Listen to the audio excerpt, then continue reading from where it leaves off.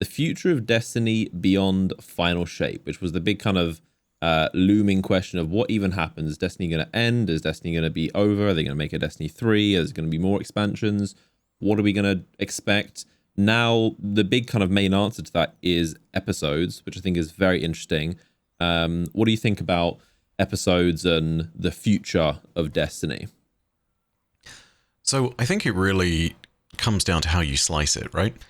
And I think the prevailing thought is that despite the fact that it probably delivers more content and is a bit more consistent as far as the yearly flow, Destiny's seasonal model does not work for everybody. There's a lot of discontent. I see people regularly talking about how they wish they could go back to the days of Warmind and Curse of Osiris type expansions. I am vehemently not of that crowd. That's a wild statement. I do see it, though. I do see it. It's a sentiment that's out there in the wild. I feel like some people have forgotten what times were like in those expansions. I don't mean to be condescending when I say that. It's just my personal opinion is that those times were really grim. I remember it being like, people talk about how bad it is now, or how bad it was like during the Season of the Deep, and people's negative sentiment around Lightfall. I remember what it was like after Curse of Osiris. I remember what it was like after the Dark Below. It was bad. It was really bad. Yeah. It was not okay. I think people are kind of pick and choosing based with nostalgia the good that was back then, and kind of thinking, yeah, let's go back to those times. If you go back, it's like, oh, actually, there wasn't all that much to do. And, right, and like, here's the thing, like, there were some good points during those expansions. I mean, if you look at House of Wolves, for example, you had what I consider to be the first somewhat coherent story in Destiny. Trials of Osiris launched, Prison of Elders was somewhat replayable. You know, you had some good in there, but it does not change the fact that Curse of Osiris and Warmind and Dark Below were really not great in terms of what people expect now for content. I'll say this, though. The new format that they're looking at, episodes, looks as though it's this really interesting middle ground between the two, right? So instead of having... Yeah, it's a compromise, right? So instead of having two big expansions... I say big expansions. Let's rephrase that. Two mini expansions every year, because they're not... This is not Forsaken. This is not Witch Queen. These are not actual size expansions. These are... You know, these are a destination and a 3-mission story sometimes, or a 5-mission story, you know. With like, 2 of those missions being like strikes. Just go hit. Yeah, sometimes even strikes. There was the Garden Strike and the going into the Mercury. There was and they were campaign missions. That was wild. That was just like the whole campaign is like, hang on, aren't these strikes? And then you go play them after and they're strikes. It's like, wait a minute, there's like 5 missions and 2 of them are strikes. What's going on here? I remember that.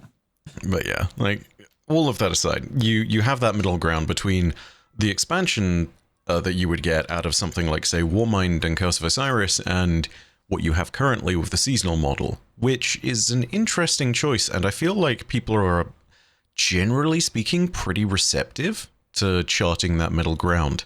So the way that things are working out, instead of 2 expansions every year, or 4 seasons every year, what's happening now is supposedly they're breaking it down into a new structure called episodes, and there are supposed to be 3 episodes every year, and each episode is a 18-week period, I believe.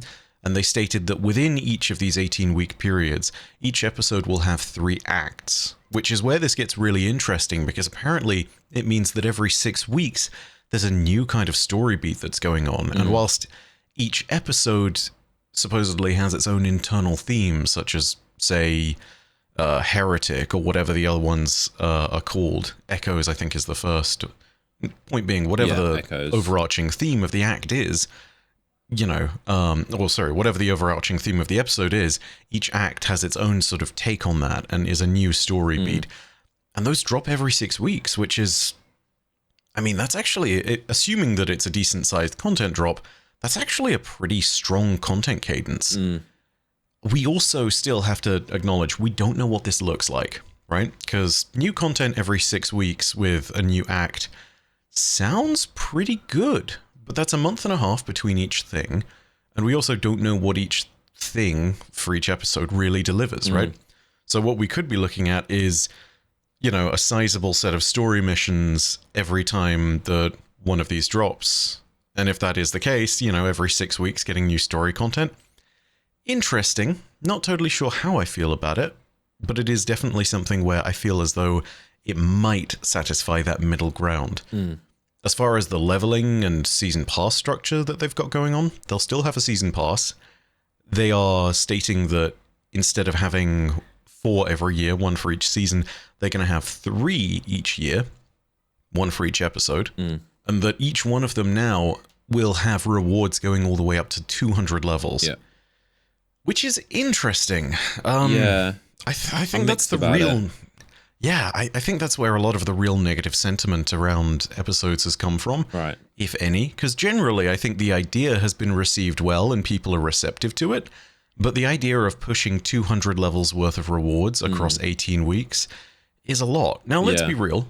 If there's good engagement, I think it's not impossible that people will come along and actually get that done. The first act of each episode is supposed to reveal the first 100 ranks worth of rewards. Then after that, each subsequent act reveals the next 50 ranks of the pass. So it goes 100, 150, 200 by the time that the third act of that individual episode is done. But still, it's a very... I mean, right now, people are being asked to grind 100 levels on a season pass. And that feels like a lot. Yeah. And technically, you get 18 weeks as opposed to the shorter amount of time that you get currently. It is more time to get it done, so it's not impossible. You're getting a bit more time to get a bit more stuff done, but it is still one of those things of like, this is driving player engagement, and it feels kind of anti-player. Yeah. I say kind of. It is anti-player, to be brutally honest. I kind of wonder about the retention of the episodes and how it's going to keep players' interest for a lot of reasons. I mean, for the, as you said, 200 levels is daunting. Like, as we know, the leveling system in Destiny, and we'll talk about the other leveling changes they're making, which are very, very good. But so they've kind of fixed that problem of the level grind, which keeps most players from achieving a lot of content that they might want to play, but it's just like, do I want to go and do 50 Gambit matches or however many pinnacles just to get to this level, just to do this content? But I think the one interesting thing about the acts is a little bit confusing, a lot of wordplay, but the episodes, obviously episodes of 3 different acts, but if you have, I'm kind of wondering about the retention of the final act, the third act in an episode. I wonder, if there's only 6 weeks left of that episode, how much a player is going to want to grind out that final 6 weeks. And also with every act, there's going to be another row of artifact mods, like the season artifact is going to be a new row added. I kind of wonder if it's whatever's added in that final, will there be enough time to play with those new perks in the final 6 weeks versus the first 2 acts? I'm trying to remember the terminology, but the first 2 acts. The first act, obviously, you get all new stuff, and the second act. But I'm wondering, by the third act, are people still going to be? Is there enough time to kind of play with that new stuff? I feel like it's going to be. I don't know. It's going to be interesting to see how they deal with the retention of it. And I think, as well as that, there's also the topic of how are they going to play into each other, because we know that they're going to be very self-contained. So that in itself is good. It's something I kind of predicted. I imagined they would, after Final Shape, just kind of go into spin-off stories. That was always kind of what I imagined and speculated they'd do. It makes the most sense. Just spin-off stories they're not going to do. Once the main villain, the Witness, is dead, kind of what else is there to tell that is significant? So it makes sense for them to branch off into different stories. But I think with the stories being self-contained, it's good because, as they said, you can be a brand new player and hop in, and they even said you don't have to play them in the same order, kind of like Black Mirror, I guess. You can just play any episode and you don't feel like you've missed out, which is definitely good for keeping consistency. But I think the downside of that is the continuous, as they said, soap opera story that's going on. It's kind of a reason to keep playing, because you want to find out, okay, what's happening with Sabathon now, and then they've got this new enemy that's coming in, and what's happening with the Witness, and you're playing this because you know it's going to lead to something else. But if you're playing an episode and it's just kind of this is a random Vex story or a random Scorn story or a random Hive story with Heresy, it's I wonder if a player is going to be that glued to the story if they know the next season is just kind of another spin-off, if that makes sense. Like, I wonder, without a consistent story, is it going to be that, like, oh, I need to play this because I want to know what's going to happen with this character? If it's all just kind of like disconnected, I wonder how players are going to be, especially from your perspective, from a story perspective, with no continuous one. I wonder how players are going to continually be interested. What do you think about that? I think that is really as far as narrative is concerned, that's the $1 million question. It's how do you keep people invested after Final Shape? And what I'd say about that is that, and this kind of bridges into a different topic slightly, so forgive me for jumping around the script a wee bit, but there is a hint, an indication that was given that after the story of Final Shape is concluded, the episodes are all a reaction to that. You know, the world around us changes dramatically with the conclusion of the Final Shape, is the kind of vibe that they were giving from the showcase reveal.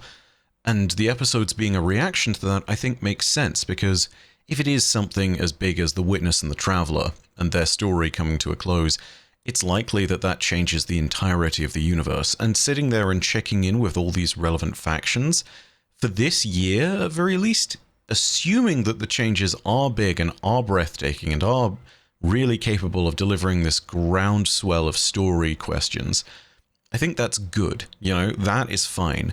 The real question for that becomes, okay, so how do you maintain this over at the next year? And The next year and the next year. Yeah, exactly. And, you know, I'm also going to nip this little point in the bud. Destiny's not